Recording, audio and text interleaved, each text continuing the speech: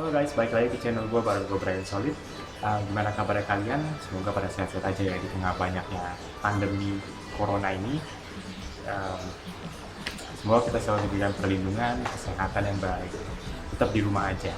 Oke, jadi hari ini kita bakal ngomongin apa sih? Nah, hari ini kita bakal ngomongin soal salah satu gimbal atau stabilizer yang cukup rame nih diomongin di pasaran. Karena harganya yang juga ternyata nggak terlalu mahal. Tapi kualitasnya seperti apa sih? So, nggak usah lama-lama lagi, kita langsung aja ngomongin soal gimbal yang satu ini.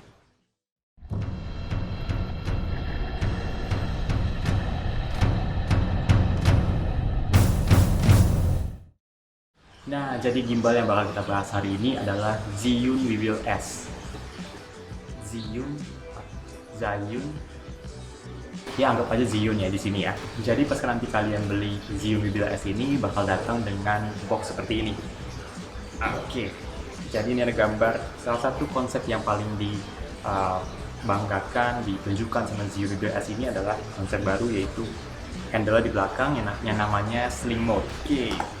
Terus bagian belakangnya juga ada gambarnya juga kurang lebih seperti ini.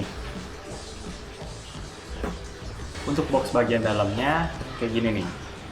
Nah, jadi warna hitam, ada tulisan logo Zhiyun-nya di mana-mana. Banyak.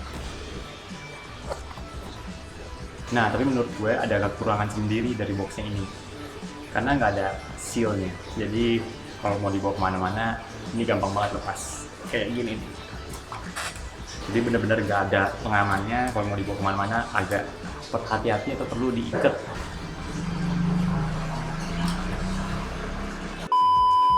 Nah, kalau untuk bagian dalamnya kayak gini nih. Semua udah di pack dalam satu tempat. Baterainya, terus juga handle-nya, body gimbalnya, ini juga kabel-kabel dan kompartemen-kompartemen lain.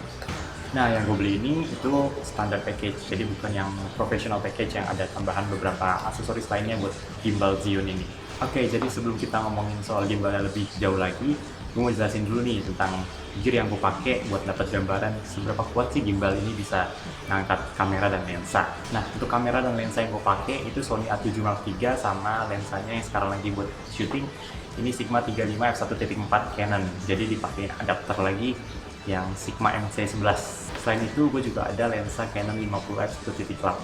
Nah, yang dari Canon juga, karena dulu pengguna Canon, jadi semua lensanya Canon. Nah, jadi apa sih spesialnya dari gimbal ini sampai gue bikin reviewnya? Mungkin gue nggak bakal terlalu banyak ngomongin soal spek sekali ya, soalnya udah banyak yang ngomongin itu.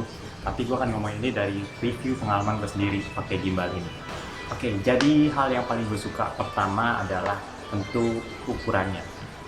Kecil banget, dan kalau di website sendiri ditulis kalau misalnya bisa fit di kertas A4, HVS A4 sekecil itu.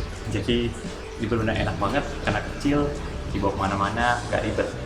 Kecil banget ukurannya, benar-benar compact size banget. Nah, selanjutnya yang gue suka dari gimbal ini itu beratnya yang enteng. Jadi ini tuh dibanding merek lain, merek pesaing lah yang 3 huruf itu. Nah, itu jauh lebih berat, ini jauh lebih enteng. Dan kalau lihat di website sendiri, itu nggak yang 1 kilogram gitu, 0,9 sekian. Jadi kalau dibawa kemana-mana, ini nggak bikin sakit punggung. Nah, kalau soal berat, bisa angkat seberat apa sih gimbal ini? Nah, itu sebenarnya nggak ada keterangannya, bahkan di website sendiri pun nggak ada. Tapi mereka memang tulis sejumlah kamera dan lensa apa yang bisa fit ke gimbal ini. Tapi kalau dari pengalaman gue yang juga pakai gear yang kurang lebih yang menurut gue lumayan berat juga, Sony A7 III dan Sigma 35 1.4, ada converternya lagi. Nah, ini tuh tetap bisa ngangkat dengan baik. Oke, selanjutnya fitur yang gue suka banget dari gimbal ini adalah fitur lock. Nih, kalau kalian bisa lihat, kalau misalnya nggak di lock, kayak gini, dibawa kemana-mana pasti kayun-kayun, muter-muter, goyang-goyang. Nah, disinilah fungsi lock yang menurut gue berguna banget. Oke, jadi ini nih ada merah-merah di sini. Nah, ini ada fitur lock dari gimbal ini. Oke, kita cobain langsung lock gimbalnya ya. Nah, ini kalau udah di lock. Jadi lock ini bisa berguna banget buat kalian yang mau taruh tas atau misalnya mau dipegang, dibawa kemana, misalnya pindah-pindah lokasi. Nah, fitur ini bikin gimbal ini nggak perlu kayun-kayun, takut kepentok atau takut kena apa. Nah, ini sih fungsi lock bikin dia jadi nggak bisa gerak. Yang di lock itu ada tiga bagian, yaitu ada di pen, terus juga ada di roll, dan juga ada di tilt. Oke, next yang gue suka fiturnya dari gimbal ini adalah sling mode. Nah, ini yang sering dikampanyekan sama Zhiyun.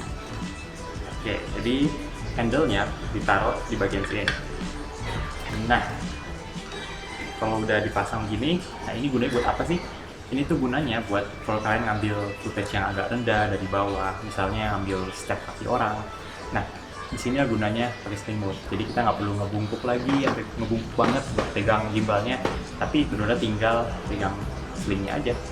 Oke, nextnya yang nggak kalah penting dari sebuah gimbal, yang gue juga suka dari fitur ini adalah baterai. Nah, baterainya itu betul-betul awet banget. Jadi kalau di website sendiri tulis 12-14 jam. Dan dari pengalaman gue sendiri pun pakai gimbal ini udah berkali-kali dan nggak perlu dicas karena seawet itu. Dan buat kalian yang mungkin ada job wedding, nah ini cocok banget nih, bisa dipakai 1 harian. Nah, rasanya masih kurang lengkap ya kalau misalnya kita cuma ngomongin yang bagus-bagus doang. Nah, gue kali ini mau ngomongin salah satu hal yang menurut gue kurang suka aja. Mungkin ini personal aja ya, pendapat personal aja. Nah, jadi yang gue kurang suka itu mounting di bawah ini. Ini tuh agak keras, bukan agak sih, lumayan keras.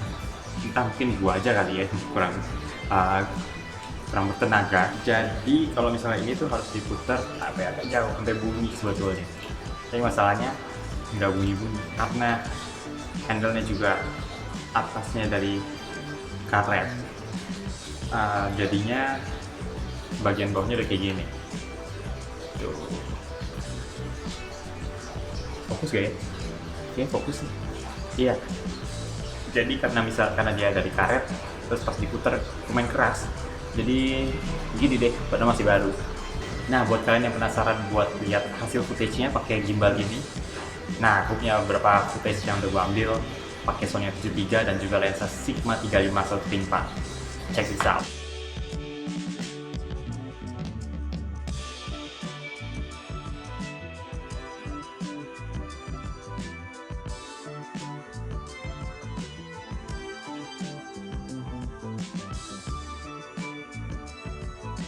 Oke, jadi overall menurut gua gimbal ini recommended banget buat kalian yang bekerja di industri videografi atau mungkin mau mendalami videografi. Gimbal ini recommended banget karena emang harganya nggak semahal yang lain, tapi kualitasnya nggak kalah sama yang lain. Oke, jadi itu aja guys video kali ini. Semoga bisa ngebantu kalian yang lagi nyari-nyari mau beli gimbal.